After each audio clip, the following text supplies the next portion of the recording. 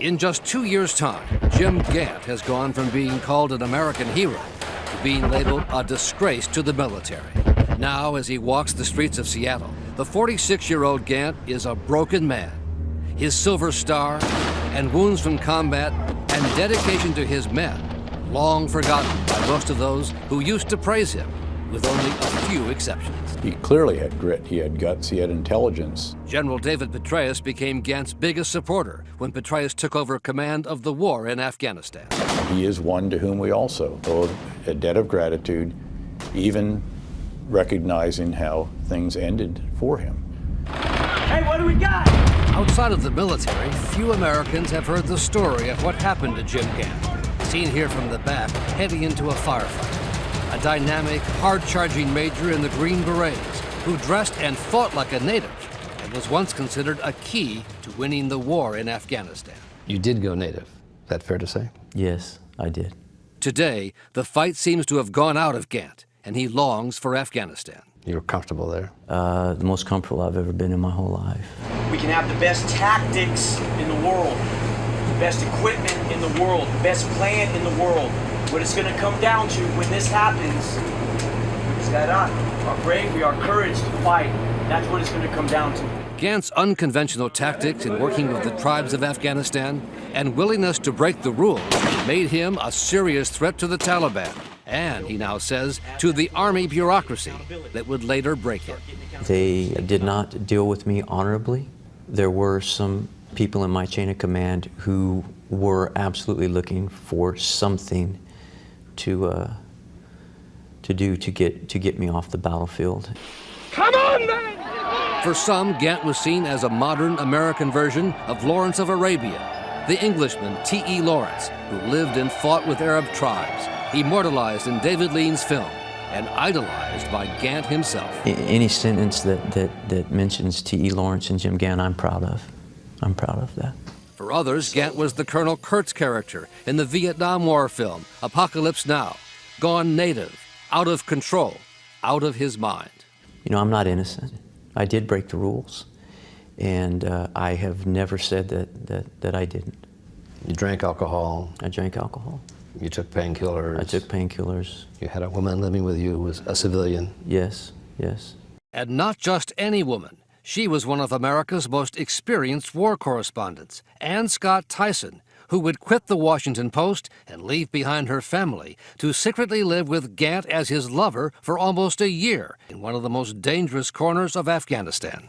They both have since divorced their previous spouses and now are married, and going public with the extraordinary story of their battlefield romance, which was in complete violation of all U.S. Army rules and led to the end of Gant's military career. We did fall in love, I would say, over the course of about a week. About the third day, he asked me if I would marry him, but I didn't take it very seriously at that point. I still have the email. The answer was ha, ha, ha, ha, ha. You were serious? I was serious.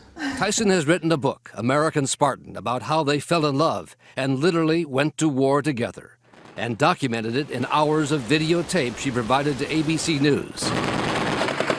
Much of it recorded in the heat of battle. But weren't you worried you're putting the woman you love at great risk? Absolutely. We both knew that there was a lot of risk involved in doing what we did, and I would do it again. In complete violation of Army rules, right? Absolutely, yes. Gant was sent to Afghanistan in 2010, just as the U.S. concluded it was losing the war there. The Green Beret major had proposed a way to win the war by sending small teams of special forces to move in with and win the loyalty of the country's all-important tribes, one tribe at a time, a strategy that was endorsed by General Petraeus and other top commanders who told Gant and other Green Berets to push the envelope. They do have to stretch the bounds a bit, and there's an expectation that they'll do some of that. It's celebrated as a quality. Gant brought a small team of about a dozen U.S. soldiers to assimilate with the tribes in 2 small villages, looking more like Osama bin Laden than a U.S. Army major. Protect your village. Protect your valley. And protect your tribe. Tell everyone that you come into contact with, I did not come here to fight. I came here to help the people. But if someone wants to fight, they know know where I am. If you get into trouble and you need us, we will be there. He got around the red tape to hand out automatic weapons to the tribal police unit he was forming. He didn't always fill out the paperwork to provide the tribal police with fuel for their vehicles or account for cash payments to Afghan gunmen he hired for extra security. And Gant and his men rarely wore their body armor or helmets or even army boots. When you're carrying a 70-pound kit and a helmet and you're trying to chase down, insurgents who are in flip-flops and pajamas, you can't fight like that. It was safer being dressed in Absolutely. Afghan clothes. Absolutely. Even the tactics of it. You could move further, you could move faster, you could run farther, you could take cover more quickly, you could carry more ammunition, you could carry more water. It was just an absolute no-brainer. And in a short time, Gant's strategy began to pay off as the tribe's century-old code of honor required them to protect the Americans as their welcomed guests. When the Taliban opened fire on their small compound, the villagers joined the Americans in returning fire with a vengeance. You cannot let violence go unanswered. You have to be prepared to be more violent than they are. Because if you're not, they'll kill you. They'll kill you. Anne kept rolling with her camera throughout the battle, claiming she was never afraid. I had been in too many firefights already to be very afraid. The Afghans kept shooting, even as one of their leaders was wounded. The Americans quickly came to his aid. I'll never forget the courage of Afghans like Abduwali to fight alongside the Americans side by side. I mean, that was what we needed to win in Afghanistan. Okay, I'll get somebody. Okay, okay. Doctor! Abduwali's been shot. It wasn't about our weapons or our body armor. It was going to be about how we treated them. And it worked. It worked in a big way. The tribal leader took on Gant like a son.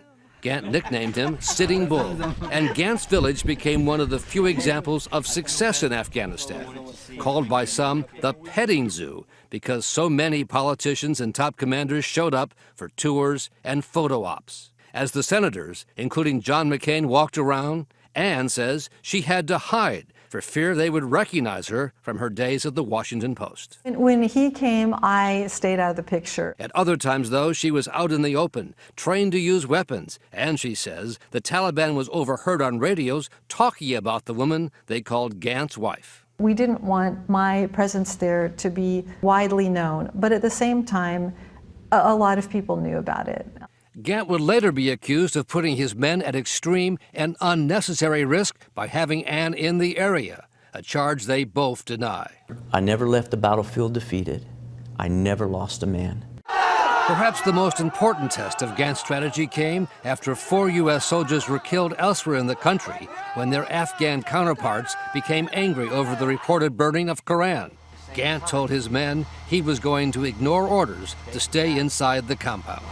And you're going to have to trust me. I'm putting your lives in my hands right here and saying, I'm going to protect you. Okay? Put all this okay? Just pay attention. Remember where you are. All right? Okay? If you don't feel a little fear in your heart right now, you're stupid. You're just not smart.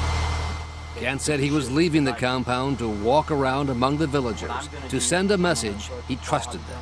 You must trust the people that you're with, and therein lies your genuine security. And he lived by that. Our lives were at risk, but they were safer the more we lived by that. so you were safer by breaking the rules than following the rules. In this particular case, yes, absolutely, yes. But ultimately, someone would write him up, a first lieutenant fresh from West Point, reporting the pills, the alcohol, and the woman. That was the end, yeah. That was the end. That was the end. Gant was removed from command, ordered to shave, and put on his uniform again while the Army launched an investigation. I would have rather have been in the hands of the Taliban at that point because I felt just, I could not comprehend everything that had happened. And, my world changed overnight. He was sent back to the States, busted from major to captain, stripped of his Green Beret honors, had to choose retirement over a court-martial, and then called a disgrace by a 3-star general. In the end, for you to walk in and be told that you are a disgrace, what was that like for you? It was,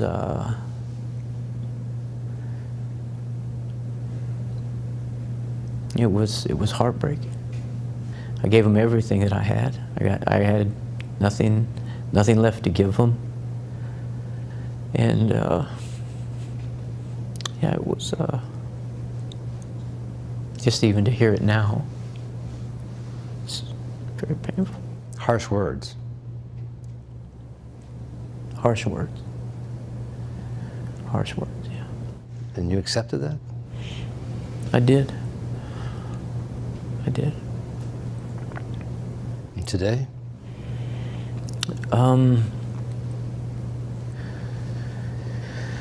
I struggle every single day with everything that happened. I know no man that got to live his dreams like I did. And even worse, Gant says, the Army went after his men for breaking the rules too.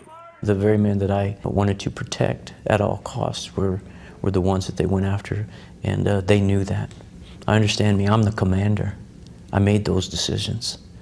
My men followed my orders. That's what they're there to do.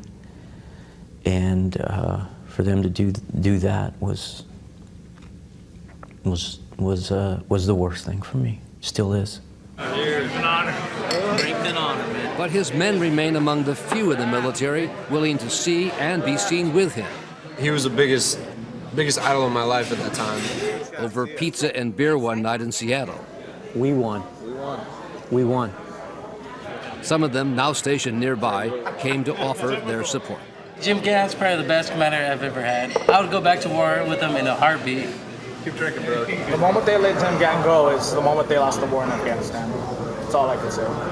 Folks make mistakes, obviously. He clearly took actions that were not in keeping with the standards, and he paid a very high price. As the U.S. pulls out of Afghanistan, there are a lot of hard feelings, but not for Jim Gant. When he and his wife Ann went back recently, as civilians with no U.S. protection, they were welcomed like family. My heart just wanted to burst. I was so happy to see them again. They're my family, my family. I was a member of their tribe. I was a member. They appreciated me for what I am, and I'm a warrior. That's all I ever wanted to be, and they loved and respected that. The shots fired this time were in celebration. Music to my ears, yes. You and I miss you. Happy gunfire. Happy gunfire. Happy gunfire, yeah.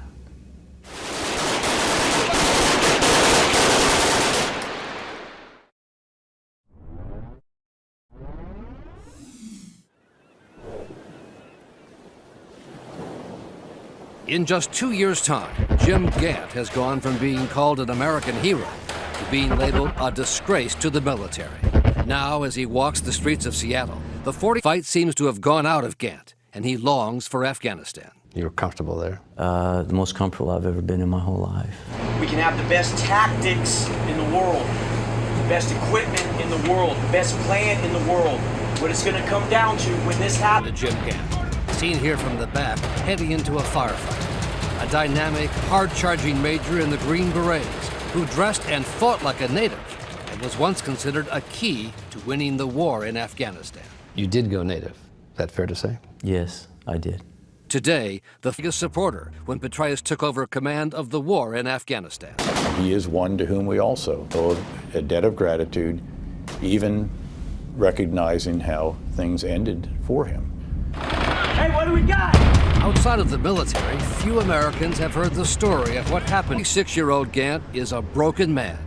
His silver star and wounds from combat and dedication to his men, long forgotten by most of those who used to praise him, with only a few exceptions. He clearly had grit, he had guts, he had intelligence. General David Petraeus became Gant's big